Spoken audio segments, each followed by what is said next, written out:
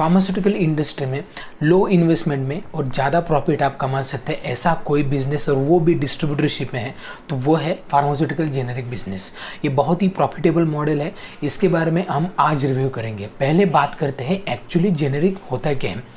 तो कोई भी मॉलिक्यूल हो, वो कोई भी मॉलिक्यूल पहले जब इन्वेंट होता है तब उसका पेटेंट निकलता है। तो पेटेंट जब मॉलिक्यूल जब रिलीज़ होता है उसका पेटेंट कुछ सालों के लिए उसी कंपनी को मिलता है जिन्होंने वो उसको फॉर्मुलेशन डेवलप किया है। तो उसके बाद वो पेटेंट रिलीज़ होता है और उसके बाद सभी कंपनीज वो दवाई मैन्युफैक्चर कर सकते हैं। ऐसा एक जनरल फिनोमेना है।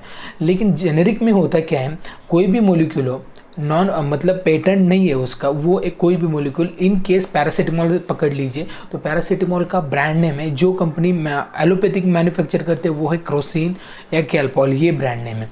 तो उसके बहुत सारे मेडिकल रिप्रेजेंटेटिव रहते हैं या कंपनी भी प्रमोट करती है, डिस्ट्रीब्यूटर्स प्रमोट करते हैं, तो प्रमोशन होता है या टीवी एड्स भी रहते हैं इसके, तो उसके लिए उसको बोला जाता है ब्रांडेड। लेकिन जेनेरिक में पैरासीटामोल भी बनता है, उसका नाम है पैरासिप। तो आपने ये नाम बहुत कम बार सुना होगा, डायरेक्ट केमिस्ट शॉप में ही आपने इसका नाम सुना होगा, क्योंकि ये एडवर्टाइज नहीं होता। इसके लिए इसकी जो कॉस्टिंग है, जो आप बोलेंगे पेटेंटेड की कॉस्टिंग या फिर एडवर्टाइज की कॉस्टिंग, तो या फिर आपके सेल्स टीम की कॉस्टिंग, ये सब रिड्यूस करने के बाद ये मॉलिक्यूल बनता है। तो उसके लिए यहाँ पे मार्जिन ज़्यादा रहता है, एक सिंपल फिनोमेना है। तो ये जेनरिक बिजनेस इतना प्रॉफिटेबल कैसा है, तो अगर हम बात करेंगे दूर की सोचेंगे तो एक्सपोर्ट भी इंडिया से, यूएस या यूके में 90% एक्सपोर्ट इंडिया से होता है जेनेरिक मेडिसिन का। तो इसकी वजह से ये बहुत बड़ा मार्केट है जेनेरिक का। इस बिज़नेस का और एक प्रॉफिट है कि आप जेनेरिक के साथ अदर भी डिस्ट्रीब्यूटरशिप चालू कर सकते हैं। इस वीडियो में मैं आपको धीरे धीरे एक पॉइंट आपको डिस्कस करूंगा। पहले डॉक्यूमेंटेशन के बारे में बताऊंगा, लाइसेंसिंग के बारे में बताऊंगा, इन्वेस्टमेंट कितनी लगती है, फिर प्रॉफिट मार्जिन कितना है, फिर इसके बेनिफिट्स क्या है और इसके चैलेंजेस क्या है, इन सभी के बारे में हम आज इस वीडियो में बात करेंगे। बहुत ही इंटरेस्टिंग वीडियो होने वाला है। ये वीडियो मैं रिक्वेस्ट करता हूँ आप अंत तक देखिए, तभी आपको ये बिजनेस मॉडल बहुत ही अच्छी तरीके से समझ में आ जाएगा। नमस्ते दोस्तों, मैं आपका दोस्त अमित, आप सबका मेरे YouTube channel things by Amit में हार्दिक स्वागत। पहले डॉक्यूमेंटेशन के बारे में बात करते हैं। आपको 15 स्क्वायर मीटर एरिया आपको लगता है आपके शॉप का, जो शॉप आपका खुद का है तो आपका डॉक्यूमेंट सभी लगेगा म्युनिसिपल कॉर्पोरेशन का या जिस एरिया में है उसका, और या फिर आप रेंट से है तो रेंट एग्रीमेंट वो भी रजिस्टर लगेगा। और उसके बाद आपको शॉप एक्ट निकालना पड़ेगा। उसके बाद आपके पास फ्रीज होना चाहिए, फिर रैक्स जो रहते मेडिसिन्स के तो वो आपके पास होने चाहिए।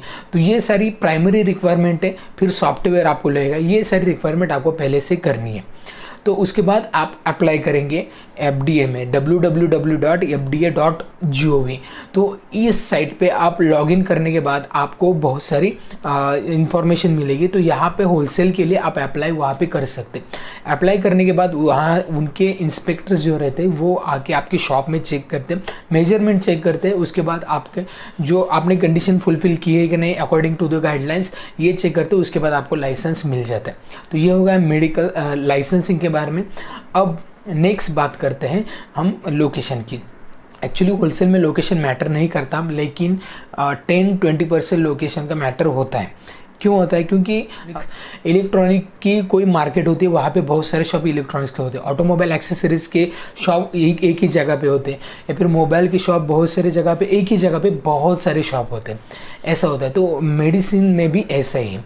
कोई ऐसी जगह होती है आपके एरिया में जहाँ पे होलसेल मार्केट होता है होलसेलर का, तो उस जगह पे आप कोशिश कीजिए कि वहीं पे आपकी लोकेशन होनी चाहिए। क्योंकि रिटेलर्स तक जाने की आपको बहुत ज़्यादा ज़रूरत नहीं पड़ती। आपके पास रिटेलर आते हैं या फिर आप किसी को भी एड्रेस दे देंगे, वहाँ पे इजीली आपका एड्रेस मिल जाएगा। तो इसके लिए कोशिश कीजिए मार्केट में आपकी शॉप हो, नहीं है तो आपको किसी भी जगह पे आपको शॉप ले रहे तो उसके बाद बहुत सारे रिटेलर्स तक आपको पहुँचना होगा। कभी कभी मार्केट में रेंट ज़्यादा होने की वजह से अगर आप बाहर शॉप लेते हैं तो याद रखिए कि आपके पास बहुत सारे रिटेलर का कनेक्शन होना चाहिए। तो ये लोकेशन। नेक्स्ट बात करते हैं इन्वेस्टमेंट में। अब कितनी इन्वेस्टमेंट लगेगी? अब मैंने जैसे बताया कि यहाँ पे आप मल्टीपल डिस्ट्रीब्यूटरशिप आप स्टार्ट कर सकते हैं, नॉट ओनली जेनेरिक। अगर आप सिर्फ जेनरिक कार्य करना चाहते हैं तो वो भी कर सकते हैं। आपको प्राइमरी रिक्वायरमेंट है ऑर्डर बॉयज़ आपको रखने पड़ेंगे। आप मार्केट में शॉप है या फिर अदर एरियाज़ में शॉप है, कोई दिक्कत नहीं, आपको ऑर्डर बॉयज़ रखने पड़ेंगे। रिटेल स्टोर्स में जाके आपको ऑर्डर लेना पड़ेगा, ऑर्डर बॉयज़ को, फिर डिलीवरी बॉयज़ आपके रखने पड़ेंगे, फिर आप अकाउंटेंट रखना पड़ेगा। ये मिनिमम रिक्वायरमेंट आपको करनी पड़ेगी, क्योंकि एक या दो आदमी का ये काम नहीं है डिस्ट्रीब्यूटरशिप। आपको मल्टीपल एम्प्लॉयज चाहिए, तभी आप फ्लुएंटली आपका वर्क हो सकता है, और सॉफ्टवेयर तो आपको लगेगा ही।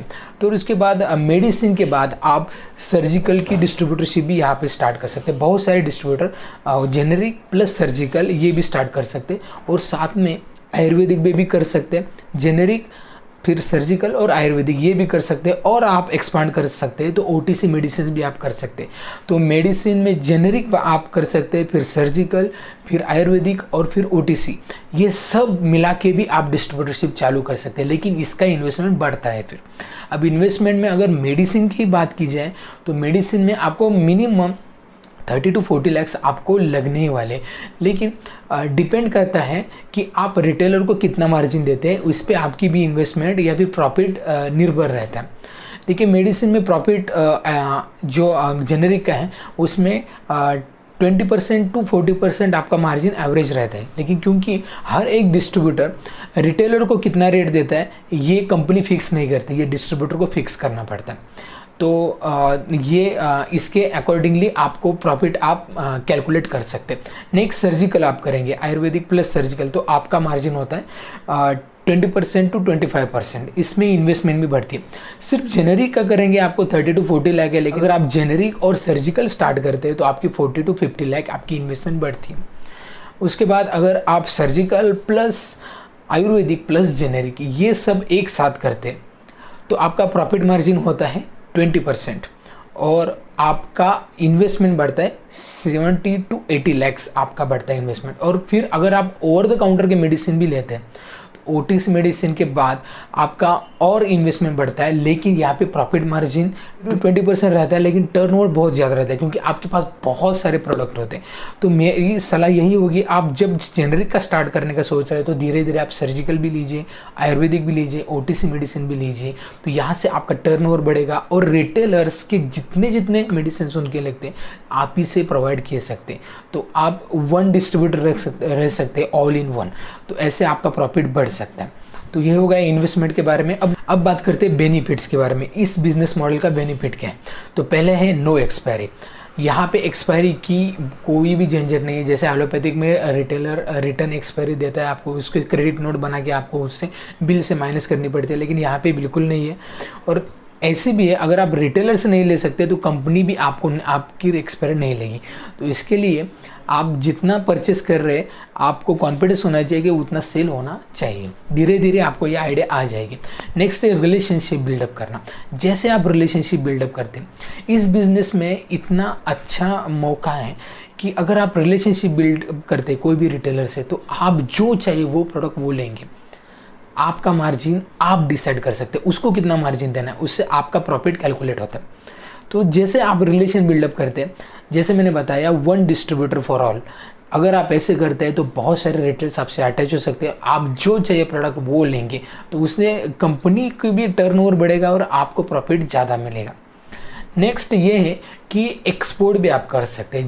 जेनरिक का मैंने जैसे पहले बताया वीडियो के स्टार्ट में कि एक्सपोर्ट बहुत ज़्यादा है यूएस या यूके में, या बहुत सारे अफ्रीकन कंट्रीज़ में, एशियन कंट्रीज़ में भी होता है। तो अगर आप यहाँ पे फोकस कर सकते हैं, आप इंपोर्ट एक्सपोर्ट कोड निकाल सकते हैं और डॉक्यूमेंटेशन फुलफिल कर सकते हैं, तो आप ये भी बिज़नेस कर सकते हैं। नेक्स्ट है कि मोस्ट प्रॉफिटेबल बिजनेस मॉडल ये है, क्योंकि मैंने जैसे बताया वन डिस्ट्रीब्यूटर फॉर ऑल, तो आप सभी एरिया एक्सपांड कर सकते हैं। अभी आपके एरिया में आपने किया तो उसके बाद आपके नियर बाय एरिया में आप एक्सपांड करेंगे, उसके बाद आगे एरिया में एक्सपांड करेंगे। तो बहुत सारे मैंने डिस्ट्रीब्यूटर ऐसे देखे कि all over the state number 1 distributor है, ऑल ओवर द कंट्री में भी है। तो उसकी वजह से कंपनी आपको बहुत ज़्यादा इवन इन फॉरेन ट्रिप्स का भी आपको ऑफर देती है, या फिर कैश में भी आपको इंसेंटिव की तरह कंपनी का आप इतना ज़्यादा सेल कर रहे हैं तो पर्टिकुलर कंपनीज आपको सेल अच्छा देने के बाद आपको बहुत अच्छा ऑफर देती है। नेक्स्ट पॉइंट है कंपनीज कौन कौन सी रखनी है आपको।